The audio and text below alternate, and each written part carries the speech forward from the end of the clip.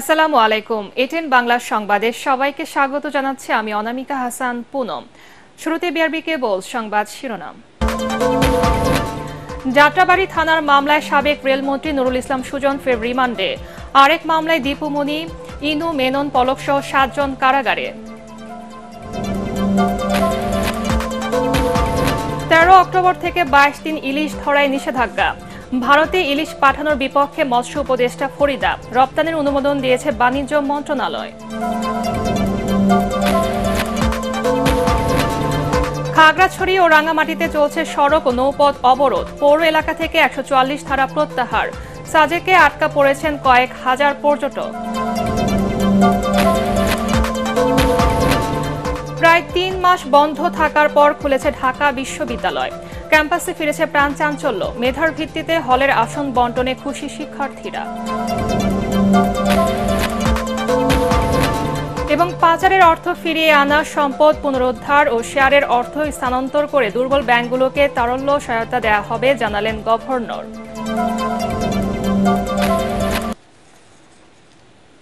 শুনছিলেন বিআরবি কেবল সংবাদ শিরোনাম। এবারে বিস্তারিত। যাত্রাবাড়ী থানায় করা হত্যা মামলায় সাবেক রেলমন্ত্রী নুরুল ইসলাম সুজনকে আবারও রিমান্ডে নিয়েছে পুলিশ। এছাড়া পৃথক হত্যা মামলায় সাবেক মন্ত্রী দীপুমণি, হাসানুল হক ইনু, রাশেদ খান মেনন, সাবেক প্রতিমন্ত্রী জুনায়েদ আহমেদ পলক, সাবেক আইজিপি আবদুল্লাহ আল মামুন সহ 7 জনের জামিন নামঞ্জুর করে কারাগারে পাঠিয়েছে আদালত। রাষ্ট্রপক্ষের আইনজীবীর দাবি, ছাত্র জনতার আন্দোলনের সহিংসতার দায় এড়াতে পারে না আসামিরা। আরও জানাচ্ছেন ইয়াসিন রানা। রোববার সকালেই নিরাপত্তা চাদরে ঢেকে ফেলা হয় ঢাকা মুখ্য মহানগর হাকিম আদালত প্রাঙ্গণ। 8টার পর একে একে 8 আসামিকে তোলা হয় ম্যাজিস্ট্রেট সাদ্দাম হোসেনের আদালতে। শুনানি হয় রাজধানীর যাত্রাবাড়ী, আদাবর ও তেজগাঁও থানায় করা পৃথক হত্যা মামলার। উভয় পক্ষের শুনানি শেষে যাত্রাবাড়ী থানায় রফিকুল ইসলাম হত্যা মামলায় সাবেক রেলমন্ত্রী নুরুল ইসলাম সুজনকে 5 দিনের রিমান্ড মঞ্জুর করেন বিচারক। আর তেজগাঁও থানার 2টি মামলায় সাবেক মন্ত্রী ডাক্তার দীপুমণি, রাশেদ খান মেনন, হাসানুল হক ইনু, প্রতিমন্ত্রী জুনায়েদ আহমেদ পলক, সাবেক আইজিপি চৌধুরী আবদুল্লাহ আল মামুন এবং সাংবাদিক দম্পতি শাকিল রূপাকে গ্রেফতার দেখানো হয়। এ সময় তাদের জামিন আবেদন শুনানি শেষে তা না মঞ্জুর করে কারাগারে পাঠায় আদালত। এদিকে আদাবর থানায় করা হত্যা মামলায় সাবেক অতিরিক্ত অ্যাটর্নি জেনারেল ব্যারিস্টার মেহেদী হাসানের জামিন আবেদন নাকচ করে কারাগারে পাঠানোর নির্দেশ দেন আদালত। এ সময় রাষ্ট্রপক্ষের সহায়তাকারী আইনজীবী বলেন, ছাত্র জনতার আন্দোলনে সহিংসতার দায় এড়াতে পারেন না আসামিরা। বিজ্ঞ আদালত তার বক্তব্য শুনে এবং আসামি পক্ষেও তাদের আইনজীবীরা এখানে উপস্থিত ছিলেন। তারাও এই সন্নিবেশ হওয়ার পরে তাদের জামিন শুনে তাদের বক্তব্য রাখেন। বিজ্ঞ আদালত তাদের সন্নিবেশ করে জামিন প্রার্থনা নামঞ্জুর করেন। তবে আসামিদের আইনজীবী জানান, ন্যায় বিচার পেতে প্রয়োজনে সর্বোচ্চ আদালতে যাবেন তারা। আদালতকে এবং আইনের যে যন্ত্রকে ব্যবহার করে এই আসামিদেরকে রাজনৈতিকভাবে হয়রানি করার জন্য সম্পৃক্ত করা হয়েছে। আমরা দীপুমণির ব্যাপারে বলেছি যে উনি একজন মহিলা। মহামান্য হাইকোর্টের অ্যাপিলেট ডিভিশনে স্পষ্ট অর্ডার রয়েছে যে যদি একজন মহিলা হয়, যদি বয়স্ক হয়, যদি একজন শিশু হয়, তাহলে তাদেরকে জামিন দেওয়া যাবে। এদিন সাবেক রেলমন্ত্রী নুরুল ইসলাম সুজন ছাড়া অন্য কোনো আসামিকে জিজ্ঞাসাবাদের জন্য রিমান্ড আবেদন করেননি তদন্ত কর্মকর্তা। ইয়াসিন রানা, এটিএন বাংলা, ঢাকা।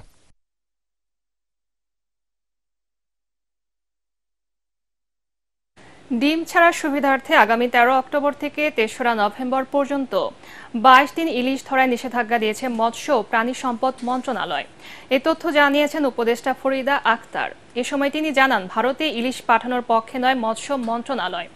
বাণিজ্য মন্ত্রণালয় নিজে থেকে 3000 টন ইলিশ রপ্তানির অনুমোদন দিয়েছে বলে জানান মৎস্য ও প্রাণী সম্পদ উপদেষ্টা।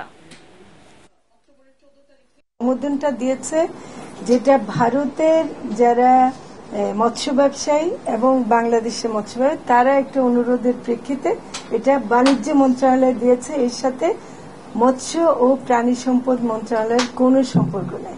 আমাদের এখনো সেই কমিটমেন্টটা আগের মতোই আছে যে আমরা বাংলাদেশের মানুষের জন্য ইলিশ যেন প্রাপ্যতা নিশ্চিত করতে পারি এবং একটা দাম, যেটা আপনারা বলছেন যে দাম বেড়ে গেছে ইমিডিয়েটলি, আমার মনে হয় যে এটা মিডিয়ার একটা বলার কারণে আরো বেড়ে যাচ্ছে। আপনারা সবাই এখনো মাছটা যায়নি, এখন মাত্র অনুমোদন হয়েছে, এটা এখনো কাগজে আছে, এটা এখনো যায়নি।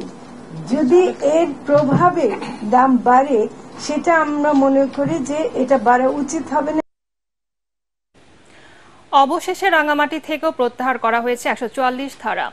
জেলার আইন শৃঙ্খলা পরিস্থিতির উন্নতির পর এই সিদ্ধান্ত নিয়েছে প্রশাসন। এদিকে পাহাড়ি ছাত্র জনতার ডাকা খাগড়াছড়ি, রাঙামাটি ও বান্দরবানে চলছে 72 ঘন্টার সড়ক ও নৌপথ অবরোধ। পাশাপাশি চলছে যানবাহন মালিক শ্রমিকদের ডাকা লাগাতার ধর্মঘট। ফলে পার্বত্য এই 3 জেলায় বন্ধ রয়েছে সব ধরনের যান চলাচল। এতে চরম দুর্ভোগে পড়েছে সাধারণ মানুষ। সাজেক সহ বিভিন্ন পর্যটন কেন্দ্রগুলোতে আটকে পড়েছেন কয়েক হাজার পর্যটক। জেলা প্রতিনিধিদের পাঠানো তথ্যচিত্রে আরও জানাচ্ছেন জাহিদুল আলম। পার্বত্য 3 জেলার সড়ক ও নৌপথ অবরোধের মাঝেই রাঙামাটি পৌর এলাকায় বেলা 11টায় 144 ধারা প্রত্যাহার করে স্থানীয় প্রশাসন। তবে যাত্রী ও পণ্য পরিবহন বন্ধ থাকায় দুর্ভোগে পড়েছেন সাধারণ মানুষ। অবরোধের কারণে সাজেকে আটকে পড়া পর্যটকদের নিরাপদে সরিয়ে নিতে কাজ করছে প্রশাসন। 20 তারিখের ঘটনার বিষয়ে 2টি মামলা নিয়মিত দায়ের করা হয়েছে এবং এই 2টি মামলার আলোকেই আমাদের তদন্ত প্রক্রিয়া চলছে। কোনো অপরাধকারী যে আইন হাতে তুলে নিয়েছে তিনি কোনোভাবেই ছাড়া পাবেন না। এখানে আমরা বের হয়েছি ক্ষয়ক্ষতির পরিমাণ দেখার জন্য। ক্ষয়ক্ষতির পরিমাণ নিরূপণের জন্য আমরা একটা কমিটিও করে দিয়েছি জেলা কোর কমিটি থেকে। জেলা কোর কমিটি প্রত্যেকটা ব্যক্তির কাছে যাবে, প্রত্যেকটা প্রতিষ্ঠানে যাবে এবং কার কি ক্ষয়ক্ষতি হয়েছে সেটা ক্ষতির পরিমাণটা নিরূপণ করবে। খাগড়াছড়িতে এখন পর্যন্ত কোথাও অপ্রীতিকর কোনো ঘটনা ঘটেনি। সাজেকে আটকে পড়া পর্যটকদের সুনির্দিষ্ট সংখ্যা নিশ্চিত হওয়া না গেলেও ধারণা করা হচ্ছে আটকে রয়েছেন প্রায় 1400 পর্যটক। কালকে থেকে আমরা গাড়ি পাচ্ছি না, কোনো ব্যবস্থা নিয়ে আমরা মাল নিয়ে যাইতে পারতেছি না। এখন আমাদের সম্পূর্ণরূপে মালগুলা কি নষ্ট হয়ে যাচ্ছে। এদিকে রাঙামাটি ও খাগড়াছড়ির তুলনায় স্বাভাবিক বান্দরবানের পরিস্থিতি। দোকানপাট, ব্যবসা প্রতিষ্ঠান, ব্যাংক, বিমা খোলা থাকলেও বন্ধ রয়েছে বান্দরবান, কাপ্তাই ও রাঙামাটি সড়কে যাত্রীবাহী বাস চলাচল। অপ্রীতিকর ঘটনার শঙ্কায় বাস মালিক সমিতি সড়কে যাত্রীবাহী বাস চলাচল বন্ধ রেখেছে। রাঙামাটির 2 দিন আগে গাড়ি বন্ধ, কারণে গাড়ি চলতে পারতেছে না। যাত্রীর ইয়ার কারণে আমরা স্টাফল বেশি কষ্ট হয়ে আছে। এই যাত্রীগুলো আছে তারা দুর্ভোগে আছে, অনেক কষ্টে যাতায়াত করতেছে। এদিকে এই 3 পার্বত্য জেলায় বড় যানবাহন চলাচল না করলেও হালকা যানবাহন চলাচল করছে। জনসাধারণের নিরাপত্তা নিশ্চিতে রাঙামাটির বিভিন্ন এলাকায় পুলিশের সাথে সেনাবাহিনী রয়েছে সতর্ক অবস্থানে। জাহিদুল আলম, এটিএন বাংলা। নতজানু নীতির দিন শেষ। দেশের স্বার্থে অন্তর্বর্তী সরকার পানি অধিকার নিয়ে সোচ্চার বলে মন্তব্য করেছেন পরিবেশ, বন ও জলবায়ু পরিবর্তন এবং পানি সম্পদ উপদেষ্টা সৈয়দা রিজওয়ানা হাসান। তিনি বলেন, নদীর পানি শুধু রাজনীতি নয়, এটা কূটনীতির অংশ এবং অর্থনীতিতেও ভূমিকা রাখে। উজানে বাঁধ খুলে দেওয়ায় দেশে সৃষ্ট বন্যা প্রসঙ্গে উপদেষ্টা এসব কথা বলেন। সকালে ফেনীর বন্যা দুর্গত এলাকা পরিদর্শন শেষে সাংবাদিকদের তিনি এসব কথা বলেন। বিকেলে সাম্প্রতিক বন্যা ভাঙন পরবর্তী করণীয় বিষয়ে জেলা প্রশাসন কার্যালয়ে গণশুনানিতে অংশ নেবেন পরিবেশ উপদেষ্টা। আমরা যেটা করতে পারবো সেটা হচ্ছে আমাদের মানুষের দাবিগুলোকে তাদের সামনে উপস্থাপন করা এবং আন্তর্জাতিক সম্প্রদায়ের সামনে উপস্থাপন করা। সেটুকুন তো অতীতে অত কার্যকর ভাবে হয়নি। আন্তর্জাতিক সম্প্রদায় তো জানেই না তিস্তা নদী নিয়ে কি হচ্ছে। তারা জানবে বাংলাদেশে একটা বন্যা হয়েছে, কিন্তু এই বন্যাটাকে যে আমরা ক্ষয়ক্ষতি কমিয়ে রাখতে পারতাম, 29 জন মানুষের জীবনহানির হয়তো প্রয়োজন ছিল না, ওটা হয়তো আমরা আটকাতে পারতাম। সেই কথাগুলো আমাদের উজানের দেশকেও বলতে হবে, আন্তর্জাতিক সম্প্রদায়কে বলতে হবে, সেটুকুন তো বলতে পারবে।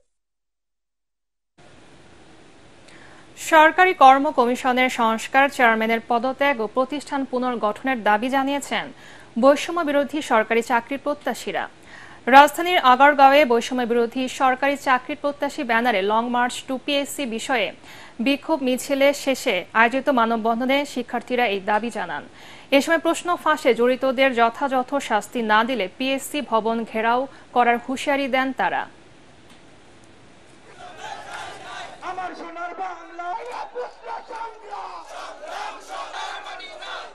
প্রশ্ন ফাঁস একটা জ্বলন্ত প্রমাণ থাকা সত্ত্বেও কিভাবে তারা অমিট করতে পারে? আমাদের এটা বোধগম্য হয় না।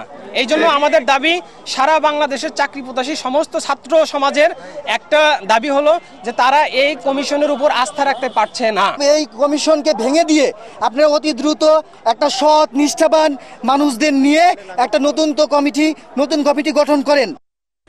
পাচারের অর্থ ফিরিয়ে আনা, সম্পদ পুনরুদ্ধার ও শেয়ারের অর্থ স্থানান্তর করে দুর্বল ব্যাংকগুলোকে তারল্য সহায়তা দেওয়া হবে বলে জানিয়েছেন বাংলাদেশ ব্যাংকের গভর্নর আহসান এইচ মনসুর। তিনি জানান, ব্যাংকিং খাতে গ্রাহকদের আস্থা ধরে রাখতে প্রয়োজনীয় সব পদক্ষেপ নিচ্ছে সরকার। এটিএন বাংলাকে দেয়া একান্ত সাক্ষাৎকারে গভর্নর এসব কথা বলেন। সরকারি 6 ব্যাংকে এমডিদের অব্যাহতি প্রসঙ্গে তিনি বলেন, এসব ব্যাংকে দক্ষ পরিচালনা পর্ষদ দেয়া হয়েছে। শিগগিরই নিয়োগ দেওয়া হবে দক্ষ ও অভিজ্ঞ ব্যাংকারদের। শরফুল আলমের রিপোর্ট। আওয়ামী লীগ শাসনামলে ব্যাপক লুটপাট হয়েছে আর্থিক খাতে। শুধু এসআলম গ্রুপের মাধ্যমেই 2 লাখ কোটি টাকা ও অন্যান্য মিলে মোট 4 লাখ কোটি টাকা পাচার হয়েছে দেশ থেকে। আবার এসআলমের নিয়ন্ত্রণে থাকা 7 ব্যাংকে অস্বাভাবিকভাবে আর্থিক সংকট দেখা যায়, যার প্রভাব পড়ে সার্বিক ব্যাংক খাতে। এই পরিস্থিতির মধ্যে ছাত্র জনতার অভ্যুত্থানের পর বাংলাদেশ ব্যাংকের গভর্নরের দায়িত্ব দেওয়া হয় বিশিষ্ট অর্থনীতিবিদ ডক্টর আহসান এইচ মনসুরকে। দায়িত্ব নিয়ে প্রথমেই তিনি দুর্বল ব্যাংকগুলোতে নতুন পরিচালনা পর্ষদ দেন। তারল্য সংকটে থাকা ওইসব ব্যাংকগুলোকে আর্থিক সহযোগিতার আশ্বাস দেন গভর্নর। আমরা ধীরে ধীরে এই সম্পদ উত্তোলন সম্পদগুলোকে আমরা রিকভারির ব্যবস্থা করব। তাদের যে শেয়ার হোল্ডিং আছে ব্যাংকের মালিকানা, সেগুলোকে নতুন মালিকানা এনে কিছু টাকা জোগাড় করব। বিদেশে তাদের সম্পদের আমরা চেষ্টা করব। তারপরে সব মিলিয়ে হয়তো মোটামুটি একটা অঙ্ক হবে যেটা আংশিকভাবে এই গ্যাপটা ফিল করবে। তারপরে সরকারও হয়তো কিছু দেবে। আমরা বিদেশি আমাদের ডেভেলপমেন্ট পার্টনারদের সাথে কথা বলছি, তারাও আমাদেরকে দেবেন। সব মিলিয়ে আমরা এই ব্যাংকগুলোকে একটা স্বস্তিকর অবস্থানে নিয়ে যাব। ইন দ্য মিন টাইম ডিপোজিটররা যদি তাদের আস্থা ফিরে পান, তারাও ডিপোজিট এখানে বাড়াবেন। ফলে সব মিলিয়ে ব্যাংকগুলো তখন এই দুরবস্থা থেকে বেরিয়ে আসতে পারবে বলে। বেসরকারি ব্যাংকের পাশাপাশি সরকারি ব্যাংকগুলোতেও দেয়া হয় নতুন পরিচালনা পর্ষদ। 19 সেপ্টেম্বর রাষ্ট্রায়ত্ত 6 ব্যাংকের এমডিদের অব্যাহতি দেয় অর্থ মন্ত্রণালয়। তবে ওইসব ব্যাংকে দক্ষ পরিচালনা পর্ষদ থাকায় এ নিয়ে দুশ্চিন্তার কিছু নেই বলে জানান বাংলাদেশ ব্যাংকের গভর্নর। যে ম্যানেজমেন্ট দেওয়া হয়েছে বোর্ড, তারা কিন্তু খুবই সলিড এবং চেয়ারম্যানগুলোর প্রত্যেকেই খুবই দক্ষ এবং তারা এটিকে চালিয়ে নিতে পারবেন।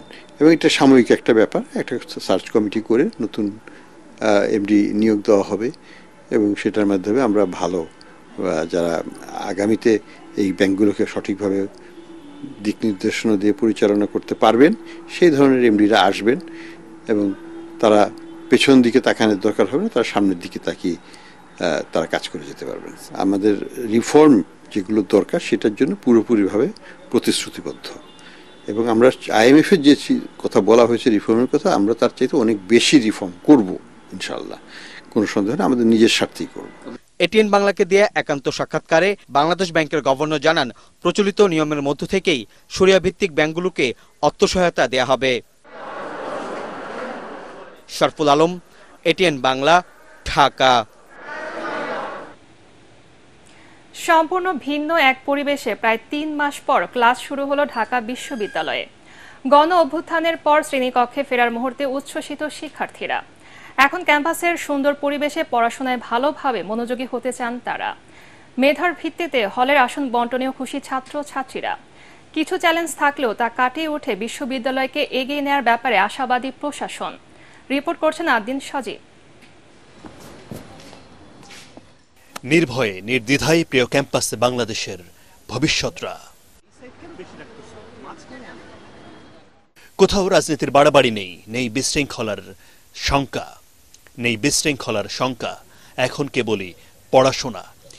এক অন্যরকম অনুভূতি।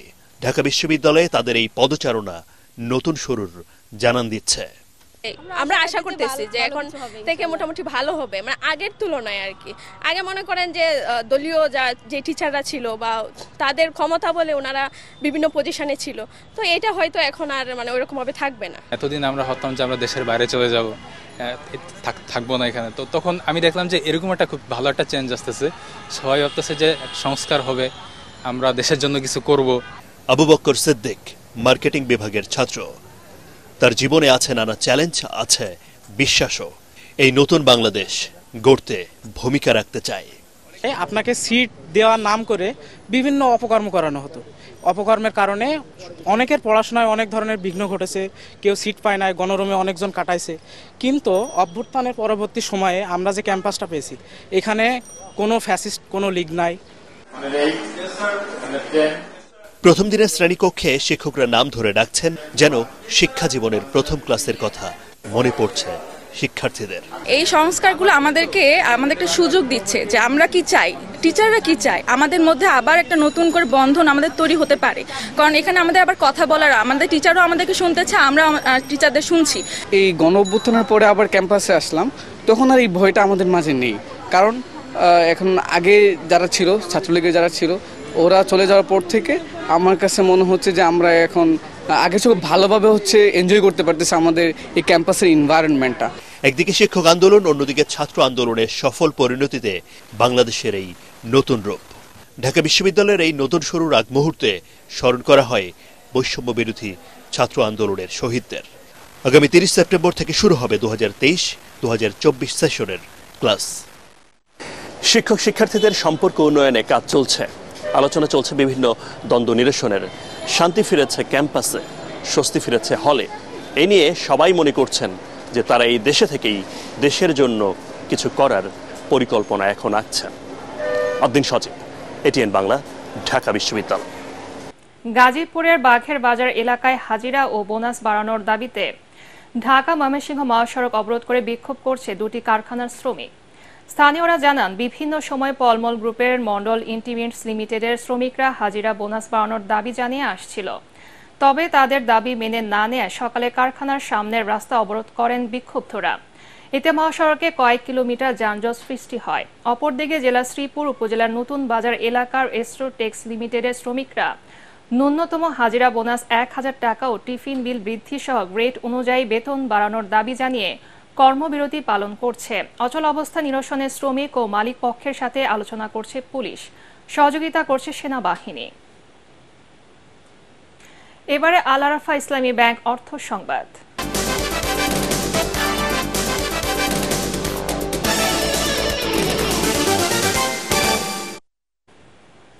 পুঁজিবাজারের সার্বিক পরিস্থিতি সহ অর্থনৈতিক বিষয় নিয়ে নিয়ন্ত্রক সংস্থা বিএসইসির সঙ্গে বৈঠক করেছে বিশ্ব ব্যাংকের প্রতিনিধি দল। রাজধানীর আগারগাঁয়ে বিএসইসি ভবনে বৈঠক শেষে কমিশনের চেয়ারম্যান খন্দকার রাশেদ মাকসুদ সাংবাদিকদের জানান, বিশ্ব ব্যাংকের সাথে পুঁজি বাজারে সুশাসন ফেরানো ও সার্ভেলেন্স নিয়ে আলোচনা হয়েছে। কারিগরি বিষয় সহায়তা দেবে বিশ্ব ব্যাংক। বিএসইসি চেয়ারম্যান জানান, 12 বছর আগের সফটওয়্যার দিয়ে পুঁজিবাজার চলছে। এটি সংস্কারে বিশ্ব ব্যাংকের সাথে কথা হয়েছে। তারা কারিগরি সহায়তায় দেওয়ার আশ্বাস দিয়েছে বলে জানান তিনি। এক কমিশনারের পদত্যাগ প্রসঙ্গে রাশেদ মাকসুদ বলেন, সরকারের সাথে কথা বলে সিদ্ধান্ত নেওয়া হয়েছে। আমরা ফার্স্টে সার্ভেলেন্সের উপরে জোর দিয়েছি। সার্ভেলেন্স টিম যেটা আছে সেটাকে কিভাবে আমরা আরো উন্নত করতে পারি সেটা দিয়ে কথা বলেছি। এছাড়া আমরা গভর্নেন্স নিয়ে কথা বলেছি, আর কথা বলেছি আমরা আমাদের নিজস্ব ইআরপি এবং সিস্টেমস কি আইটি ইনফ্রাস্ট্রাকচার ডেভেলপ করা যায়। প্রত্যেকটা বোর্ডের সাথে আলাদাভাবে কয়েকবার করে বসেছি। হ্যাঁ, আপনাদের কাছে সমস্ত ইনফরমেশন হয়তো কারেক্টলি নাই। আমরা প্রত্যেকটা বোর্ডের সাথে কয়েকবার করে বসেছি এবং বোর্ডগুলো এখন রেডি হয়েছে। গত থার্সডে নাগাদ সবগুলো বোর্ড রেডি হয়ে গেছে। এখন ওনারা খুব শিগগিরই ওনারা বোর্ড মিটিং করবেন। এবারে আন্তর্জাতিক সংবাদ।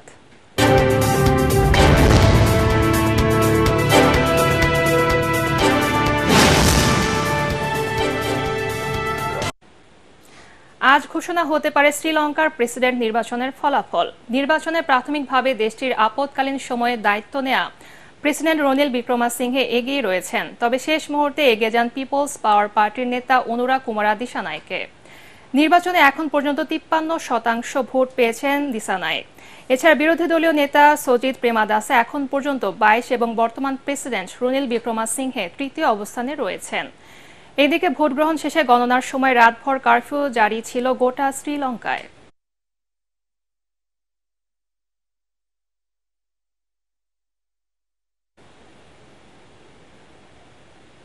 বাংলাদেশ সকল ধর্মের নাগরিকদের সমান অধিকার রয়েছে। প্রতিটি নাগরিক যাতে স্বাধীনভাবে এবং নিরাপদে এদেশে বসবাস করতে পারে সেজন্য কাজ করে যাচ্ছে হিন্দু, বৌদ্ধ, খ্রিস্টান কল্যাণ ফ্রন্ট। রংপুরে বাংলাদেশ হিন্দু বৌদ্ধ খ্রিস্টান কল্যাণ ফ্রন্টের জেলা সমাবেশে বক্তারা এসব কথা বলেন। নগরীর তিলোত্তমা মিলনায়তনে অনুষ্ঠিত এই সমাবেশে প্রধান অতিথি ছিলেন বিএনপির সাংগঠনিক সম্পাদক আব্দুল খালেক। বিশেষ অতিথি ছিলেন বাংলাদেশ হিন্দু বৌদ্ধ খ্রিস্টান কল্যাণ ফ্রন্টের মহাসচিব তরুণ দে। সভাপতিত্ব করেন কল্যাণ ফ্রন্টের জেলা আহ্বায়ক অধ্যাপক পরিতোষ চক্রবর্তী। এবারে পার্টেক্স খেলার খবর।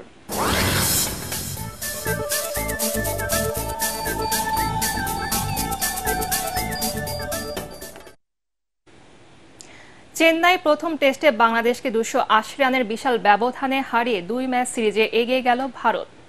515 রানের জয়ের লক্ষ্যে খেলতে নেমে ম্যাচের চতুর্থ দিন প্রথম সেশনে 234 রানে অল আউট টাইগাররা। এর আগে ভারতে 376 রানের জবাবে প্রথম ইনিংসে 149 রানে গুটিয়ে যায় বাংলাদেশ, আর 4 উইকেটে 287 রানে দ্বিতীয় ইনিংস ঘোষণা করে স্বাগতিকরা। রিপোর্ট করছেন SM Ashraf. Bangladesh making India wait. Test ম্যাচে দক্ষতার সাথে ধৈর্যটাও লাগে, সেই পরীক্ষাতেই অকৃতকার্য বাংলাদেশের ব্যাটাররা। চেন্নাইয়ের চিদম্বরম স্টেডিয়ামে হঠাৎ করে প্যাভিলিয়নে ফেরার তাড়া ব্যাটারদের, আর তাই চতুর্থ দিন 25 ওভারও টিকতে না পেরে অল আউট 234-এ।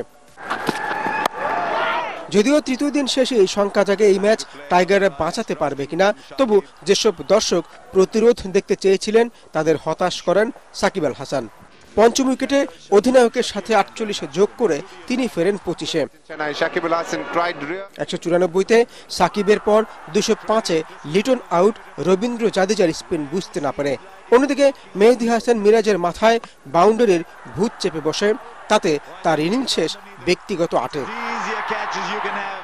অফ স্টাম্পের বাইরের বলে আক্রমণাত্মক হতে গিয়ে অধিনায়ক নাজমুল হোসেন শান্ত প্যাভিলিয়নে দলের 222 আর নিজের 82 রানে। 40 রানে শেষ 6 উইকেট হারা টাইগাররা সেঞ্চুরির পর বল হাতে 6 উইকেট নিয়ে ম্যাচ সেরা হন রবিচন্দ্রন অশ্বিন। SM Ashraf, ATN Bangla. শেষ করার আগে বিআরবি কেবল সংবাদ শিরোনাম আরেকবার। যাত্রাবাড়ি থানার মামলায় সাবেক রেলমন্ত্রী নুরুল ইসলাম সুজন ফের রিমান্ডে। আরেক মামলায় দীপুমণি, ইনো, মেনন, পলক সহ 7 জন কারাগারে।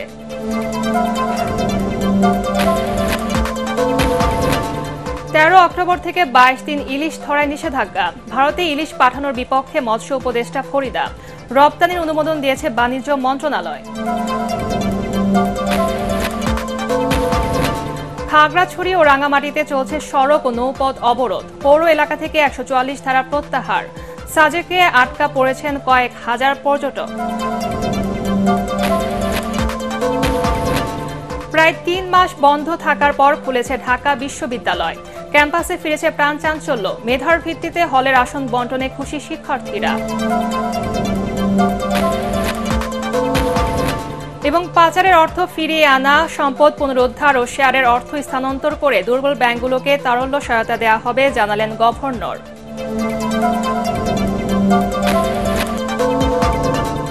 পরবর্তী সংবাদ দেখার আমন্ত্রণ জানিয়ে এখনকার মতো শেষ করছি। ATN বাংলা সংবাদ ইউটিউবে দেখতে ব্রাউজ করুন youtube/ATN বাংলা নিউজ। ধন্যবাদ সবাইকে।